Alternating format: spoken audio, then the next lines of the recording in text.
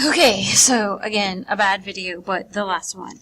So, we're going to talk about some events in the Middle East. Persian Gulf War, September 11th. I know that didn't happen in the Middle East. Iran, Iraq. We're going to review some stuff we've already talked about. So, went back for you, Ethan, because I was confused.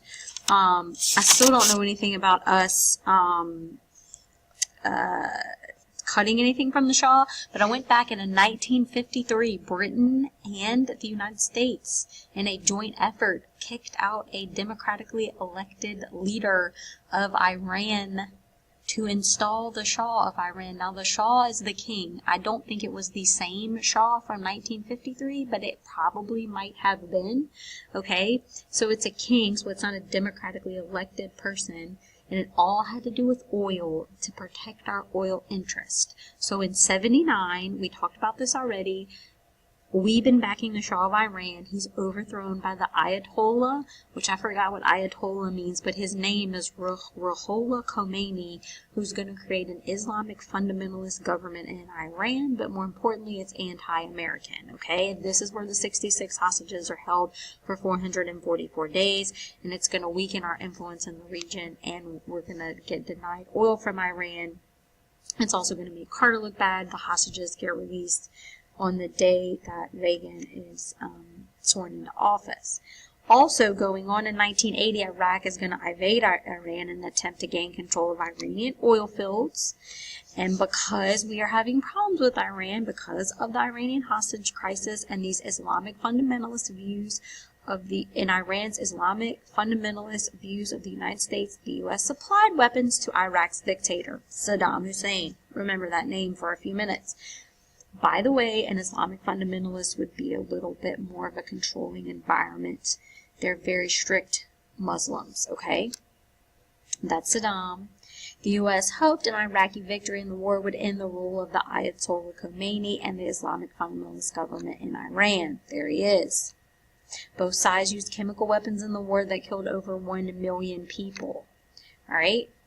In Afghanistan, in 1979, the USSR is going to invade Afghanistan to aid Afghanistan's pro-Soviet government against an Islamic fundamentalist guerrillas attempting to overthrow the government. Okay, understand this. We're against the Islamic fundamentalists in Iran, but we're for the Islamic fundamentalists in Afghanistan because they're not communist. The U.S. is going to supply money and weapons to the Islamic rebel group Mujahideen, the Army of God, which is led by, you guessed it, Osama bin Laden, in their 10-year guerrilla war against the USSR in Afghanistan in an attempt to weaken the Soviet Union. There's Osama.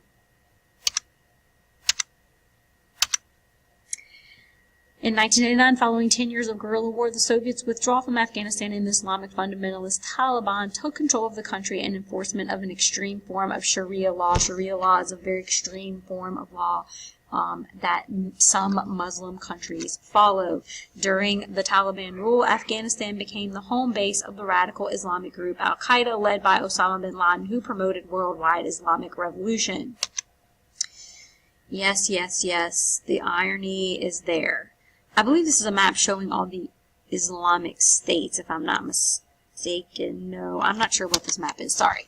So, what is going to happen in August of 1990? Remember that guy Saddam Hussein that we backed in the Iraq war because we were hoping that if they were to beat the people in Iran, that would overthrow the Ayatollah Khomeini?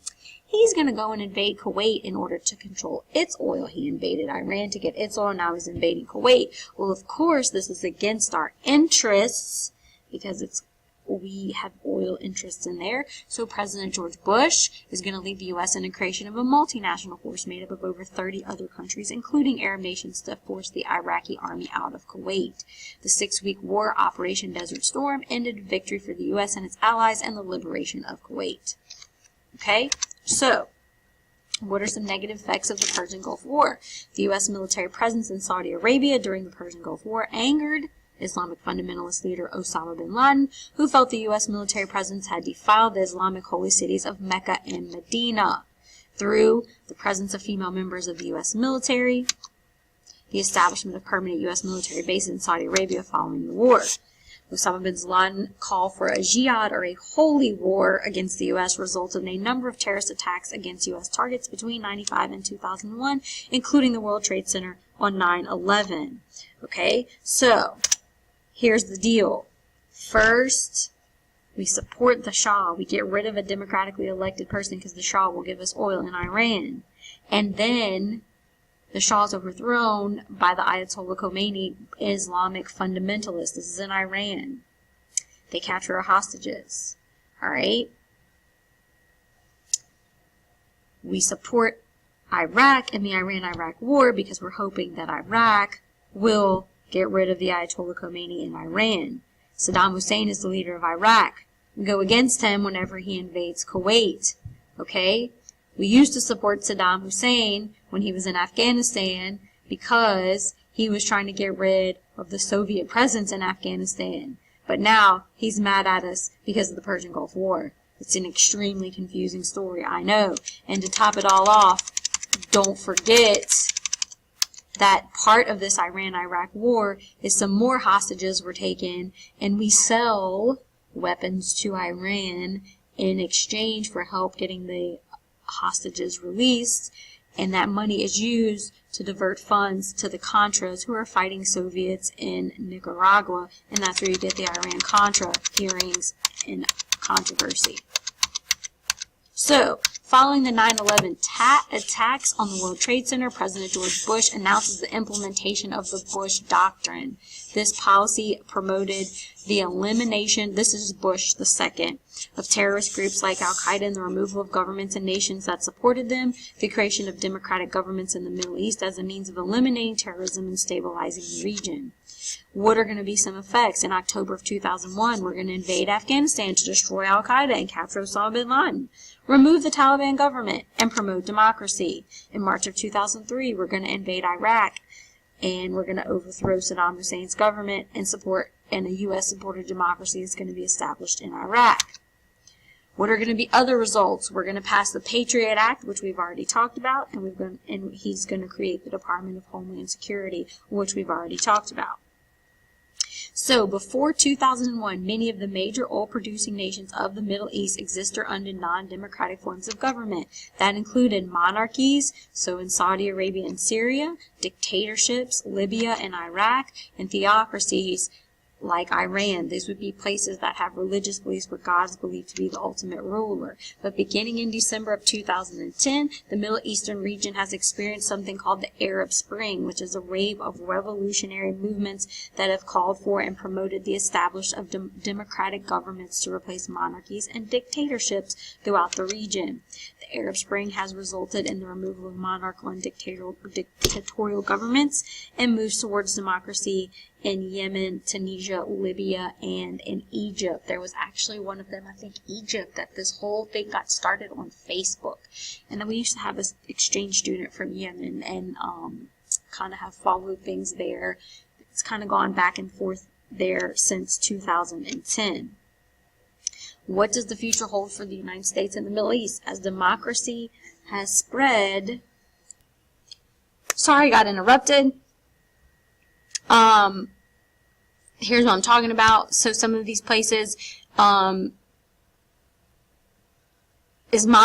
fundamentalists have been able to gain a significant voice in government in a lot of places like Palestine, Egypt, Libya. There's ongoing civil war in Syria, where we have Islamic Jihad, Muslim Brotherhood, and Al-Qaeda. And these groups, if they gain control, would establish governments that would have strict interpretation of Sharia law. If you don't know what Sharia law is, we can talk about that in class. Oppose the presence of the U.S. in the Middle East, which is huge, oil, think about it, and oppose the continued existence of Israel as a nation. And we have not really talked about Israel very much, so that's something that I do need to talk about. Okay, I know I've gone through all this material very quickly.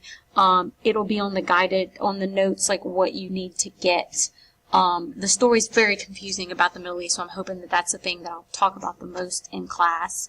And that's it. There's going to be a few things I might have to be like, oh, I forgot about this, oh, I forgot about that.